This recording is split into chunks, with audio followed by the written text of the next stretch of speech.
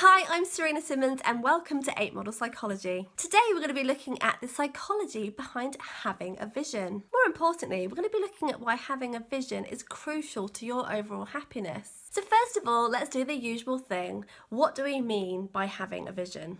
I'm going to start with the dictionary definition. So the Oxford Dictionary definition 2016 says, a vision is the ability to think about or plan the future with imagination and wisdom. So actually what we're interested in is knowing whether you actually have ideas about where you want to be and what you want to achieve. Now you might think that this is a given, but actually it's not. And actually a lot of that is to do with the fact that often the visions that we hold for our future are just all blurry and kind of there in the distance. The question I would ask you is, what do you specifically want your life to look like in the future? How do you want it to look? How do you want it to feel? Who do you want to be with? Will you finally open that business you've always wanted to open? Will you write that book? How much money are you going to have? Will you finally get that perfect body? Now, one of the things that you can do to get real clarity on what this is for you is to start to write stuff down. I know it sounds like a really obvious thing to do, but actually there's a psychology behind this. I'm always amazed that when I work with clients, the minute I get them to verbalize something that they've thought for a long time or write it down, it suddenly changes what you think. And that's because we're starting to process and actually having to deliver that information in a very different way. And usually that's when the magic happens, because totally unusual things come up. So let's just be clear on the difference between a dream and a vision. Dreams are things that we've all had maybe since we were children. You know, sometimes we dream to do things that are a little bit out of the ordinary. You might have dreamt to be an astronaut or a ballerina. Or maybe you're one of those people who've been duped and you think you can sing and you go onto the X Factor. You can't sing. Yes, sometimes you will become the astronaut. You'll become the ballerina. You might even win X Factor. But actually there's only space for some people to achieve those things. And at APE Model Psychology, we are all about being really realistic and actually going towards your goals in a specific and really focused, logical way. Once you've got clarity on what's a vision and what's a dream, you can actually start to move forward. I've worked with so many people where we've looked at what vision they hold for their future self. There's real power in getting super clear on what that might be. Everything that you've achieved in your life essentially starts with that vision that you hold for your future self. Now, if you're struggling to know what the vision might be for you and your future self, or maybe you have a vision but you don't really have the clarity that you want around that, then I've got a great exercise for you. And it's called the Dream Nightmare.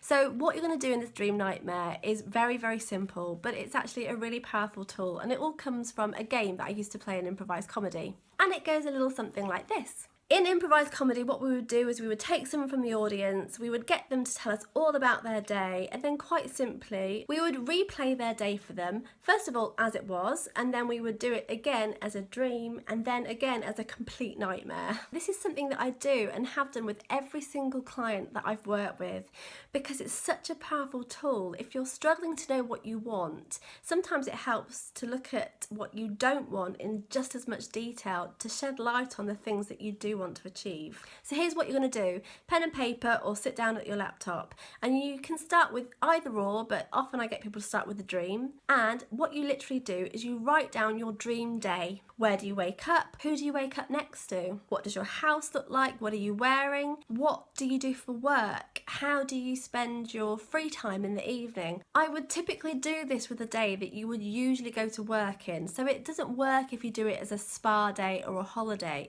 You then do it all over again, this time as your nightmare day. Funnily enough, when people do this, they often have a real day that comes to mind for them, and some facets of that day come into the exercise. So it might be, for example, that you wake up with the alarm going off really early, that you're going to that shitty job that you just really, really hate. Go into as much detail as you can with these exercises, outlining everything that you can for the dream day and everything that you can for the nightmare day, and then really just stand back and take a good look. This is such a telling exercise, I can't even tell you. What we've seen is the stuff from their lives that they have sucked into the dream day, and also the same for the nightmare. First of all, it gives you clarity on the things that you are currently doing in your life that you love. Second thing it does is it shows you the things that you are not working towards. I really recommend that you try the dream nightmare exercise. It's pretty powerful stuff. Take it seriously, write as much as you can in as much detail, and you'll get the most out of it. I want to end with this quote by Aristotle, and that is that the soul never thinks without a mental image. Consider that as you move forward in creating your own image for your future self. Thanks for joining us here over at APE Model Psychology. You know the drill. If you love what you've seen, click on the link below to subscribe, and that way you'll get this in your inbox every week. Bye for now.